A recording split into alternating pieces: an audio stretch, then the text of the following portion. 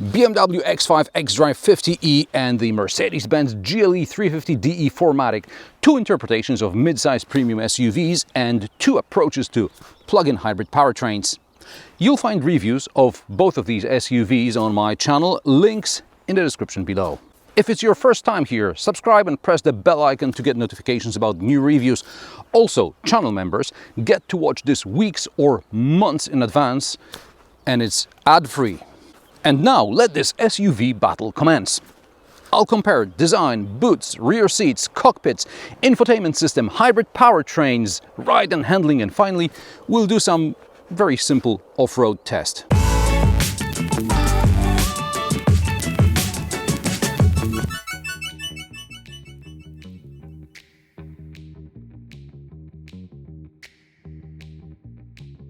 Both SUVs are in their facelift phase. The X5 got an optional illumination of the radiator grille, the headlights are sleeker, the rear lamps now display an X motif, or rather each displays half of an X.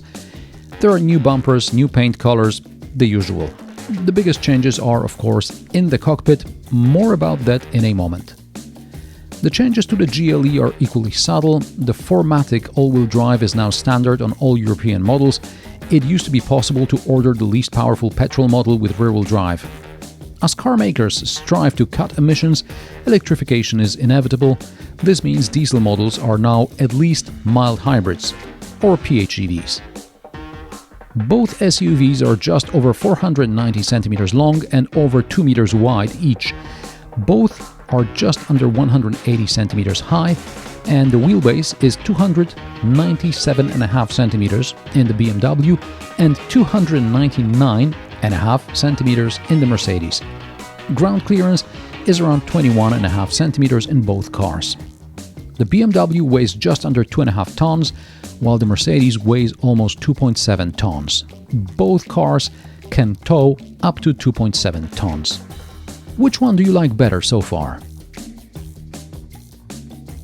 And now let's look inside the BMW X5 boot. The highlight here is the split tailgate, which makes suspicious noises, which is great when you want to change your shoes after exercising or skiing. The BMW claims this boot has 500 liters capacity, and it's about right according to my measurements. Fold the backrest and you get 1720 liters. Now, because of the traction battery, there's only some small storage under the boot floor, enough to fit the cargo cover and maybe if you really apply yourself, one charging cable. But just in case, BMW gives you this cable bag. The X5's boot is approximately 113 centimeters wide, 100 centimeters deep, and the height is 40 centimeters under the cargo cover, with the cassette taking away another 3 centimeters around the backrests. On the plus side, the cargo cover is easy to remove. On the downside, the plug-in hybrid does not have a large storage compartment under the entire floor, and the floor is slightly raised versus the non-hybrid models. Compared to the pre-facelift versions, the levers to fold the rear seats have disappeared. I could not find them in the configurator. Maybe this is a temporary change, or maybe BMW reserved it for the non-hybrid 7-seater. Other than that, there are shopping bag hooks, a 12-volt outlet, and on versions with optional pneumatic suspension, a button to lower the rear suspension to make loading easier. Mercedes doesn't provide boot capacity for the hybrid GLE, so I had to look in the German automotive press, which claims there's 470 liters in the 5-seat configuration and 1865 liters with the backrests folded. Also, Mercedes gives you not one, not two, but 3 bags with different charging cables. German engineering, yeah? The GLE boot is approximately 110 centimeters wide, 100 centimeters deep, and 43 centimeters high to the cargo cover, minus 3 centimeters for the cassette closer to the backrest. The plug-in hybrid has no underfloor storage compartment, not even the smallest one for a repair kit, nor does it have a recess on the side. As a result, the repair kit, the first aid kit, and possibly cable bags are taking up space in the main compartment of my luxury SUV boot. Fortunately, you can specify most Mercedes PHEVs with optional DC charging, so on longer trips you can just skip the slower charging cables. Rear seat in the BMW is quite ordinary. The backrest splits 40-20-40. There's an armrest with some cup holders, 4-zone climate control, heated side seats and large door pockets. In the X5, with the driver's seat set to my driving position, I'm 175 centimeters tall, I only have 15-16 centimeters legroom. I remember a few years ago when I first reviewed this generation X5, I was surprised at how relatively little space there is in the back of such a large SUV. Well, this hasn't changed and I still don't know how it's even possible. I've measured the X5 and the GLE inside and out, checked the thickness of the seats, the length of the cockpit, the distance from the windscreen, and I can't explain where the space disappears in the BMW. Also, the doors don't cover the sills, but at least the floor in the middle is almost flat. In the backrest of the front seats we have optional USB ports and anchor points to attach accessories. The optional window blinds are manual. I don't know how Mercedes did this, but in the GLE I have 8 centimeters more legroom than in the BMW X5. How's that even possible? Yes, in the GLE I have easily 24-25 centimeters of legroom behind the driver's seat set up for me, and yes, I checked the distance of the front seat from the dashboard and it is the same as in the X5. The thickness of the seats is similar, but in the Mercedes there is more bolstering and they are softer, so they look thicker. In the back of this test car we get an optional tablet in the armrest. It's for controlling the seats, multimedia, air conditioning, as long as it connects with the car, because there is a 50-50 chance it won't. I mean, I could just use buttons for the AC, but no, I'm gonna use a tablet because that's fancier. Also, because of the tablet, the cup holders had to be moved to an extended center console, so while I can control the AC from the tablet, I have to lean to get my drinks anyway. At least there are large door pockets, and the doors don't cover the sills. While those side steps may look cool, they make getting in and out unnecessarily difficult. And if you think less legroom in the back of the BMW is a result of my different driving position, you are mistaken. According to my measurements, behind the wheel of the BMW X5 I sit as close to the dashboard as in the GLE, but the distance from the dashboard to the rear backrest is only 157 centimeters in the X5, which is around 5 centimeters less than in the GLE. The facelifted X5 gets BMW OS 8.5. This infotainment system means, among others, getting rid of traditional gauges, even though these have long been digital and only looked analog. It also means preparing BMW cars for over-the-air software updates and digital services which car makers would very much like to sell to customers, but for the time being, the customers do not show due enthusiasm about it, regardless of the brand. While moving majority of the settings to a touchscreen saves car makers a lot of money, it is also annoying customers who want to change something and need to take their eyes off the road. Same with the now flat buttons for drive modes in place of what used to be sticking out of the console. For a brand renowned for its focus on the needs of real drivers, BMW too often forces me to take my eyes off the road. The cup holders are cooled and heated, and as usual they obscure access to a wireless charger. The X5 gets some of the largest door pockets on the market. The storage compartment under the armrest is medium size, and so is the glove box. BMW, like Mercedes, now offers scents to be sprayed through the ventilation.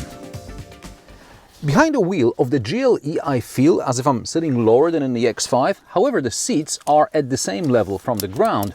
The difference is in the window line, which in the GLE is about 5 centimeters higher than in the X5. The cockpit is more or less what Mercedes has been offering for the past 6 years or so. It is a dual display running across 2/3 of the dashboard. I like the sab-like slats for the AC vents which run across the entire width of the display. Introduced in 2018, the MBUX operating system is, in my opinion, a better solution than BMW OS 8, even if in newer models more physical buttons are being replaced by features displayed on the ever larger screens. And I don't get it why some of the seat settings are on the doors and some within the infotainment system.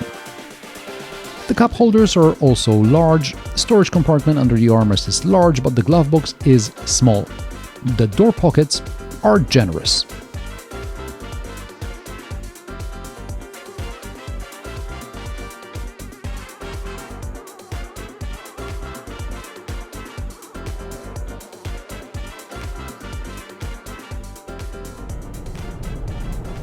Sorry for the cliche, but the X5 drives like a BMW.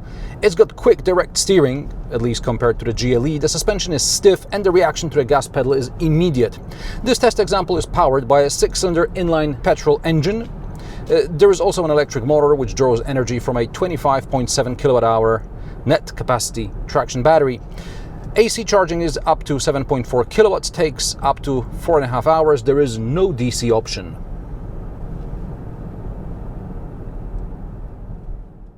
The total power output of the internal combustion engine and the electric motor is 489 horsepower.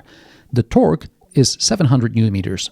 The claimed 0 to 100 km per hour time is 4.8 seconds. I achieved 5.6 seconds in normal mode, but 4.5 seconds in sport mode. The promised fuel economy of less than 1 liter per 100 kilometers is, of course, for WLTP cycle, where the car runs mainly on electricity. Once the energy in the traction battery has been depleted, over longer distances expect fuel consumption like that of a 6-cylinder petrol engine in a 2.5-ton SUV, i.e. a dozen or so liters per 100 kilometers. Electric range of up to 110 kilometers is achievable under optimum conditions, but BMW tempts you to drive faster, so it can be difficult to achieve more than 80 kilometers. But for many people, this is still more than their daily commute.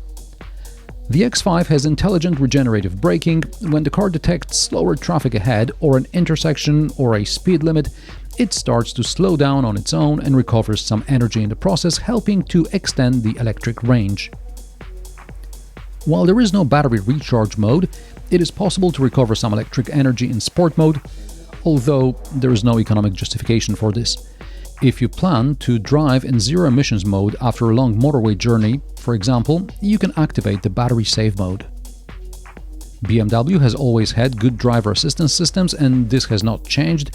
Adaptive cruise control and lane keeping assist work with me, not against me.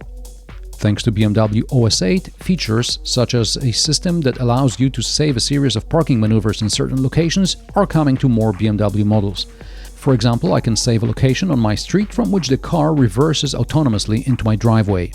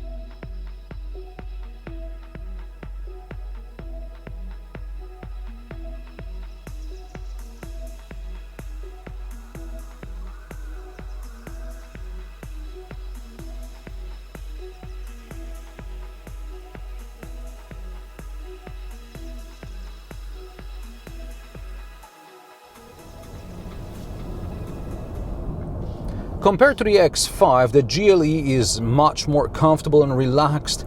The Mercedes doesn't like to take corners fast. Instead, it pampers you with soft seats, with adjustable bolsters. Adjusted correctly, these seats will hold you in place should you decide to take a corner with a bit too much enthusiasm for this car's liking. Mercedes offers 3 plug-in hybrid versions, including the 350DE with a 2-liter diesel.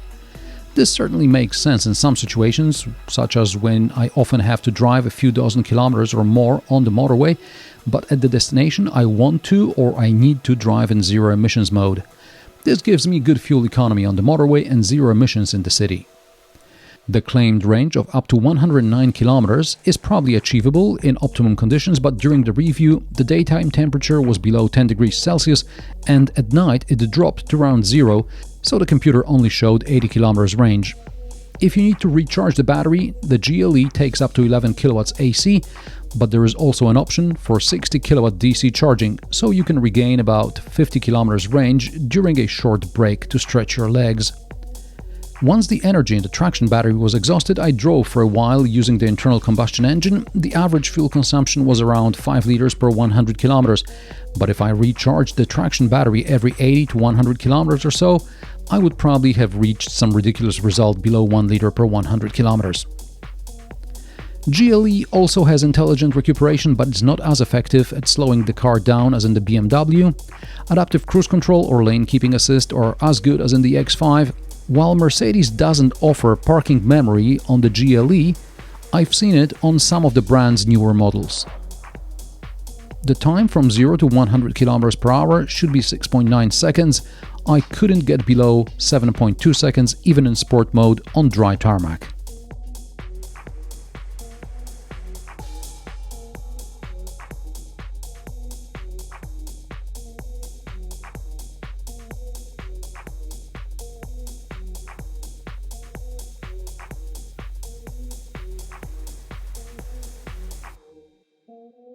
Both SUVs, depending on the powertrain, can be fitted with optional off-road packages, but these test units here only have optional air suspension, which lowers or raises by a dozen millimeters or so depending on the drive mode selected.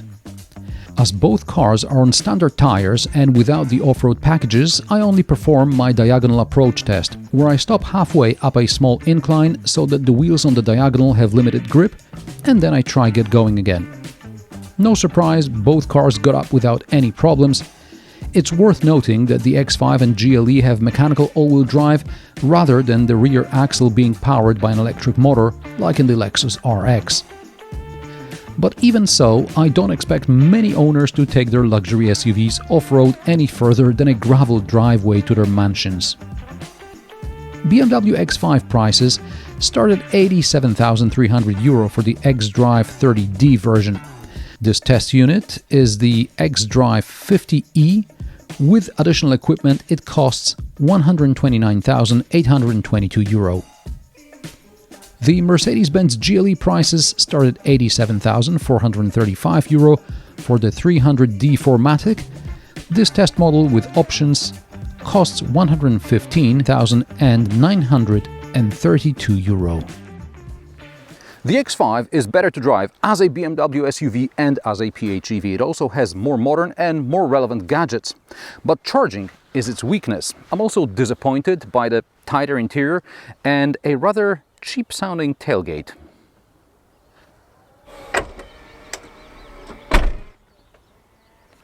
Mercedes, on the other hand, is more comfortable, offers faster AC charging and has a DC option. It is also more spacious inside. However, the tablet is no replacement for something really useful like automatic parking. And a 2-liter diesel is just as good in real life as a PHEV with a 2-liter diesel. And which one of these SUVs would you rather have? Let me know in the comment section below. If you like my sarcastic, down-to-earth and possibly mildly amusing car reviews, join me every Friday at 3 p.m. Central European Time. And don't forget to subscribe and like this video as it helps me with the YouTube algorithm. Thanks for watching, and I will see you in the next one.